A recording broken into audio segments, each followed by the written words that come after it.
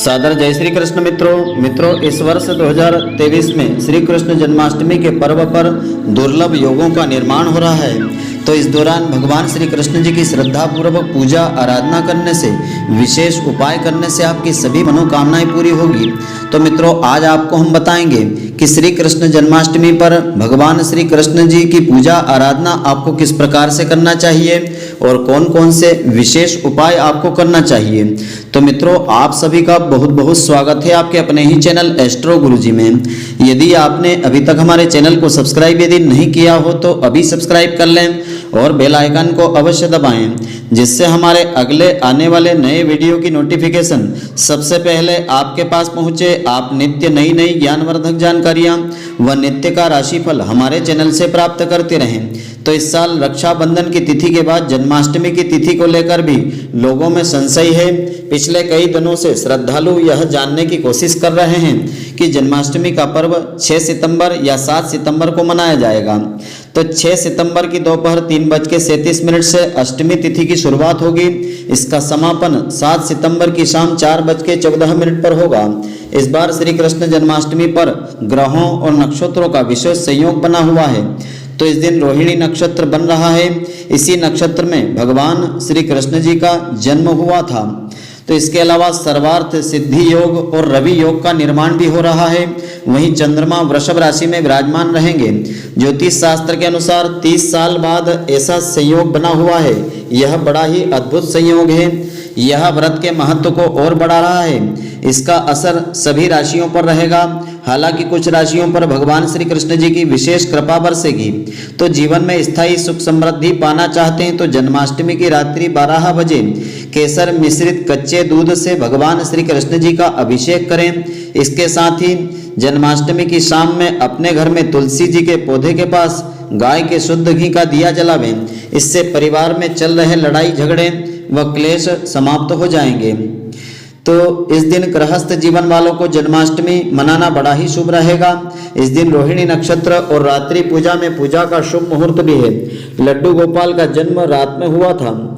तो कान्हा का जन्म मथुरा में हुआ था, इसीलिए 6 सितंबर को मथुरा में जन्माष्टमी का पर्व मनाया जाएगा। हिंदू पंचांग के अनुसार वैष्णव संप्रदाय के लोग इस दिन जन्माष्टमी का पर्व मनाएंगे। साधु संत और सन्यासियों में श्री कृष्ण जी की पूजा अर्चना का अलग ही विधान है। तो शास्त्रों में पंच देवों के उपासक गृहस्थ यानी स्मार्त संप्रदाय के लोगों के लिए श्री कृष्ण की उपासना के लिए अलग तरीके उपाय बताए हैं। इस दिन दही हांडी का उत्सव भी मनाया जाएगा। तो रोहिणी नक्षत्र की शुरुआत 6 सितंबर की सुबह 9:20 पर होगी। रोहिणी नक्षत्र का समापन 7 सितंबर की सुबह 10:25 पर होगा। पूजा का शुभ मुहूर्त इस प्रकार से रहेगा। श्री कृष्ण पूजा का समय 6 सितंबर की रात्रि 11:57 से 7 सितंबर की सुबह 12:42 तक का रहेगा। पूजा की अवधि 46 मिनट रहेगी। मध्य रात्रि का जो क्षण है रात्रि 12:02 का रहेगा। धर्म शास्त्रों के अनुसार वैकल्पिक पारण का समय 7 सितंबर की शाम सुबह 6:02 के बाद रहेगा।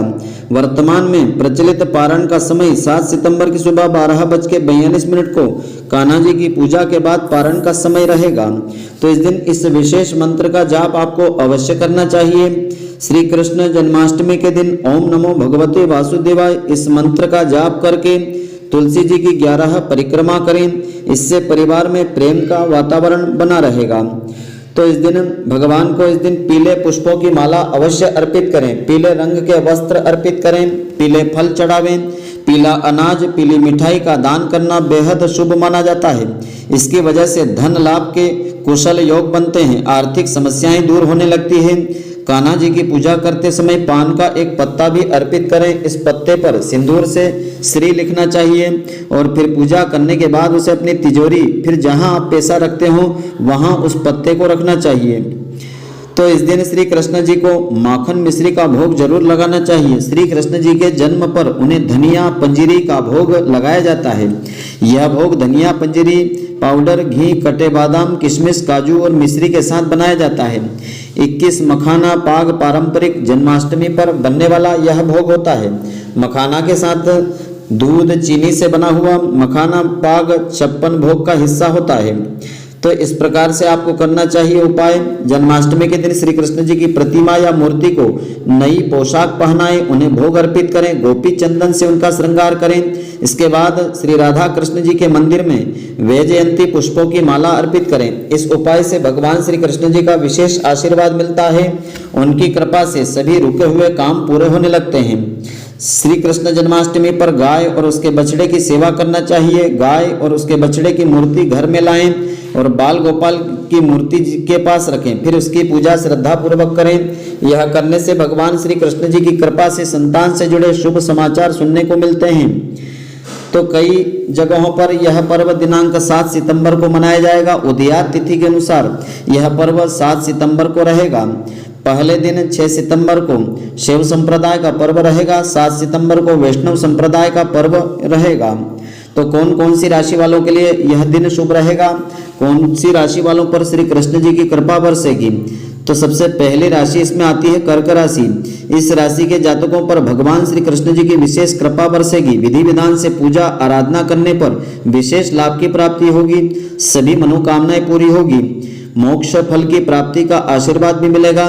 राधा रानी और श्री कृष्ण जी की एक साथ आपको पूजा करना चाहिए, आपको विशेष फल की प्राप्ति होगी। अगली राशि आती है इसमें सिंह राशि। सिंह राशि के जातकों के लिए इस साल की जन्माष्टमी अति शुभ साबित होगी। तरक्की के प्रबल योग हैं। बाल गोपाल की कृपा से कार्यों में सफलता आपको मिलेगी। सुख समृद्धि में बढ़ोतरी होगी। तो आपको भगवान श्री कृष्ण जी की विशेष आराधना करना चाहिए। अगली राशि आती है वृषभ राशि। इस राशि के लोगों को भाग्य का पूरा साथ मिलेगा। भगवान श्री कृष्ण जी की खास कृपा आपको मिलेगी। मेहनत से किए गए कार्यों में विशेष सफलता आपको मिलेगी।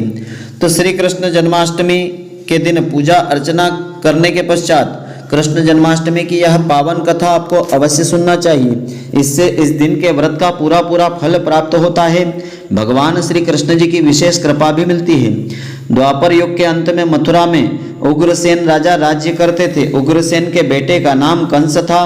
उसने अपने पिता उग्रसेन को बलपूर्वक सिंहासन से उतार करके जेल में डलवाया था और खुद राजा बन गया था। कंस की बहन देवकी का विवाह वासुदेव के साथ तय हो गया। जब कंस देवकी को विदा करने रथ से जा रहा था तो आकाशवाणी हुई थी कि हे कंस, जिस देवकी को तू बड़े प्रेम से विदा कर रहा है उसका 8वां पुत्र तेरा संहार कर देगा।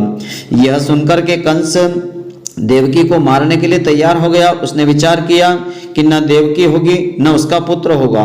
वासुदेव ने कंस को समझाया कि तुम्हें देवकी से तो भय नहीं है, देवकी की 8वीं संतान से भय है, इसलिए इसकी 8वीं संतान तुम्हें मैं सौंप दूंगा। कंस ने वासुदेव की बात मान ली और दोनों को कारागार में बंद कर दिया। तत्काल नारद जी वहां आ पहुंचे और कंस से बोले, यह कैसे पता चलेगा कि 8वां गर्भ कौन सा होगा? गिनती पहले से शुरू होगी या अंतिम गर्भ से? कंस ने नारद जी के परामर्श पर देवकी के गर्भ से उत्पन्न होने वाले समस्त बालकों को एक एक करके मार डाला। भाद्रपद के कृष्ण पक्ष की अष्टमी को रोहिणी नक्षत्र में भगवान श्री कृष्ण जी का जन्म हुआ। उनके जन्म लेते ही जेल की कोठरी में प्रकाश फैल गया। वासुदेव देवकी के सामने शंख, चक्र, गदा और पद्मधारी चतुर्भुज भगवान ने वास्तविक रूप में प्रकट होकर के कहा कि अब मैं बालक का रूप धारण करता हूँ, तो मुझे तत्काल गोकुल में नंद जी के घर पहुँचा दो और उनकी अभी अभी जन्मी कन्या को लेकर कंस को सौंप देना। वासुदेव ने यही किया, उस कन्या को लेकर कंस को सौंप दिया। कंस ने उस कन्या को मारना चाहा तो वह कंस के हाथ से छूट करके आकाश में उड़ गई और देवी का रूप धारण करके बोली, मुझे मारने से क्या लाभ है, तेरा शत्रु तो गोकुल में पहुंच चुका है। यह दृश्य देख करके कृष्ण हतप्रभ रह गया।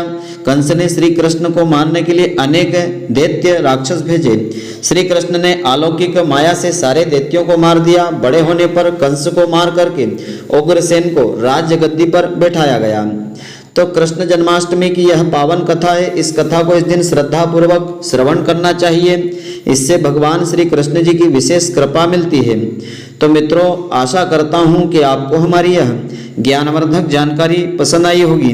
यदि आपको पसंद आई हो तो आप हमारे वीडियो को लाइक व शेयर अवश्य करें। धन्यवाद। जय श्री कृष्ण मित्रों, फिर मिलेंगे।